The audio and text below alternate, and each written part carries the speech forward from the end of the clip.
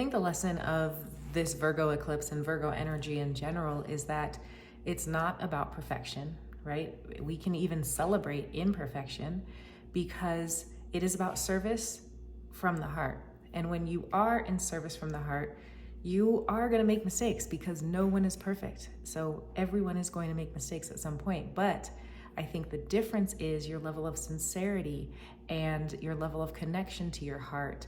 You know, your ability to acknowledge your mistakes, your ability to take accountability is all you need to be able to embrace your imperfection. And then, of course, we're also going to need self-compassion.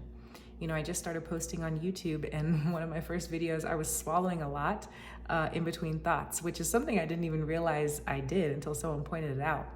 And then I was just like, oh my gosh, am I making weird mouth sounds? And it was just this part of me that was like, oh, it's not perfect.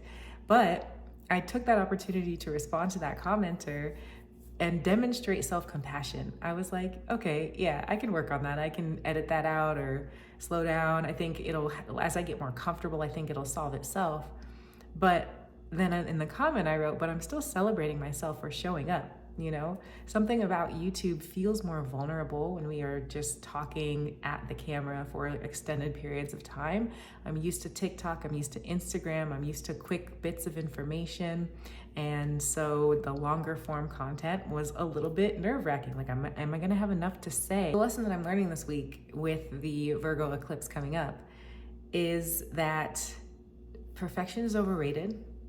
It's to learn to be comfortable in the imperfection and to understand that you can still be valuable and you can still serve and you can still have an impact even when you're imperfect. And quite frankly, I think that that's more of what the world is going to be wanting to see as we continue to evolve, especially with Pluto and Aquarius. It's like people want to see imperfection, not just the quirky, I'm different kind of imperfection, but like the people who are willing to put themselves out there and mess up and make a mistake, and for it to be messy in general.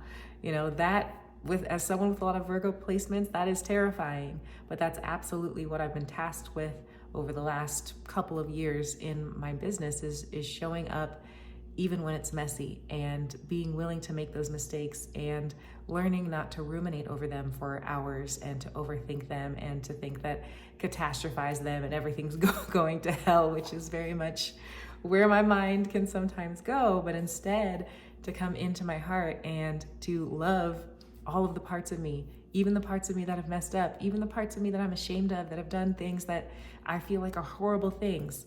I have gone through so much parts work, inner work, to love those parts of myself that, yeah, even when I mess up, it still stings, but I am able to bring that attention back in and to love those parts. Because at the end of the day, all of this perfection is holding us back from our freedom of expression.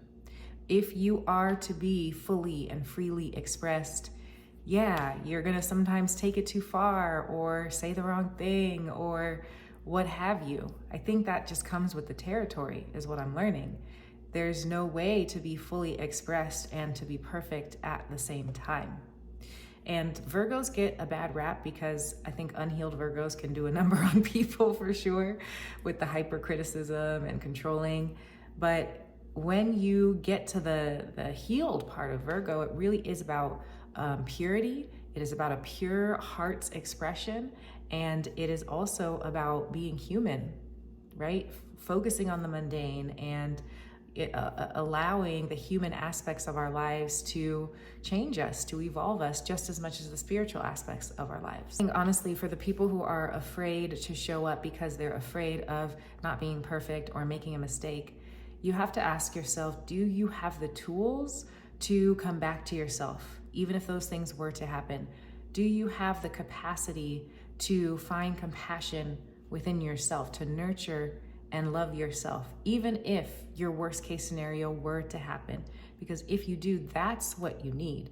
You don't need to be perfect. You don't need to have all the answers. You don't need to have it all together, which Virgos strive so hard to look like they do, even though on the inside they are about to implode at any minute. You don't need any of that. What you need is the ability to love yourself fiercely and deeply. One thing I love about how Richard Rudd organized the gene keys, the shadows of the gene keys especially, is that he has a reactive nature and a repressive nature for each shadow.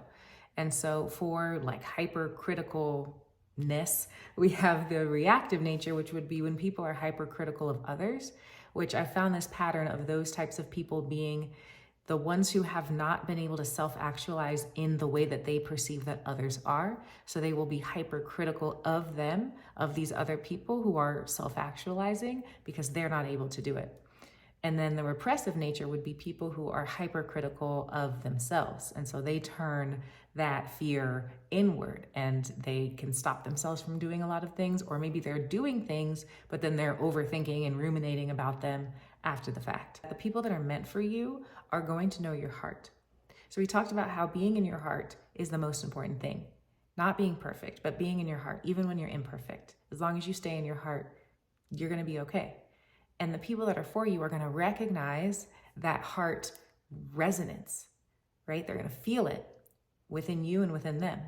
And so even if you make a mistake, they're compassionate, they're accepting of that because they can feel your heart.